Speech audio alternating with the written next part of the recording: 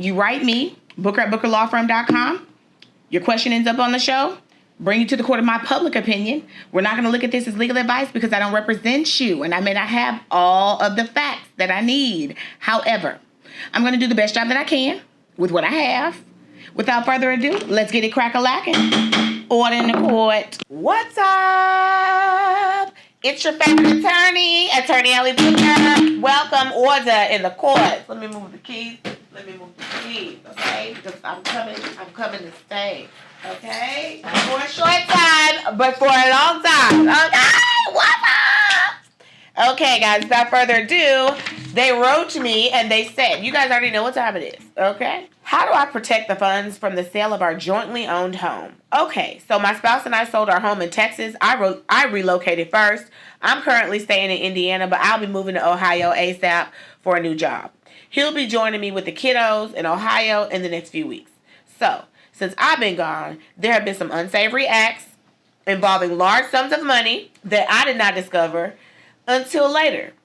2 years worth of Social Security Administration back payments for the kids based on my disability status were deposited in my spouse's account because he designated himself as the primary recipient without my knowledge or my permission. With these recent behaviors, combined with the rapid draining of other large sums we've received in the past, I'm deeply concerned about what will happen to the cash I've received for the sale of our home in the beginning of September when we formally close.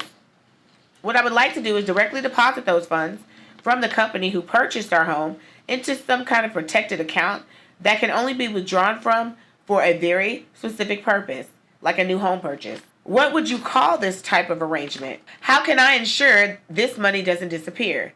How do I do that across these states? Bring it to the court. It's going to be a divorce. It's going to be a divorce, okay?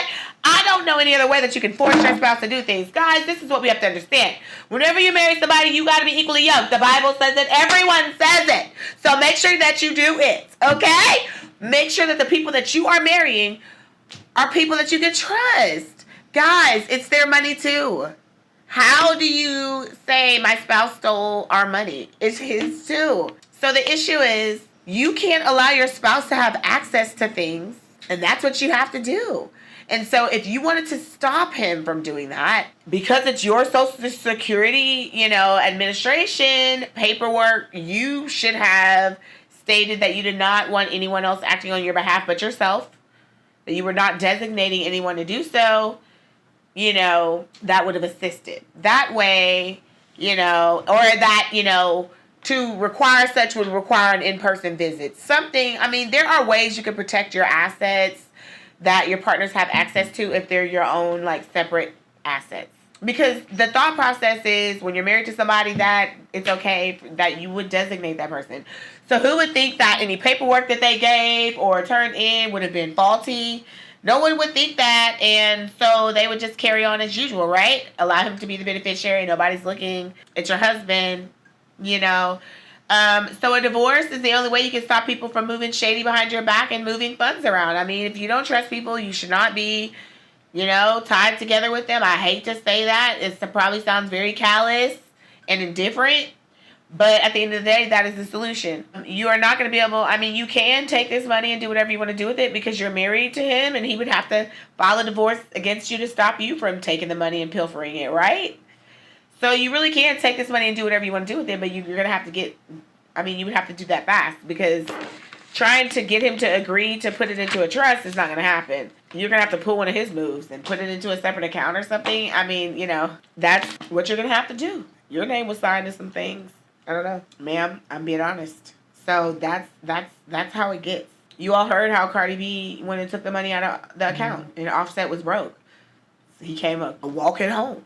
Okay? A spouse can do what a spouse wants to do. They have the right. They can't really steal from you, right? Unless they're stealing from something they have no access to, which would be a business. Now, if they are taking your business card, oh yeah, that's stealing because that's not your money particularly, okay? Especially if your business is incorporated, LLC, then we're looking at then they can steal that because it's its own entity. So technically your spouse is stealing from that entity, not you. But a spouse can't steal from you guys. So if you don't trust someone like that, you just can't be with them. That's pretty much how that has to go.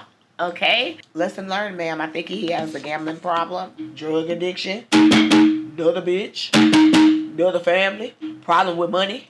Something's wrong. And I'm gonna tell you, that is the one of the top leading causes of divorce: financial, impropriety, and malfeasance.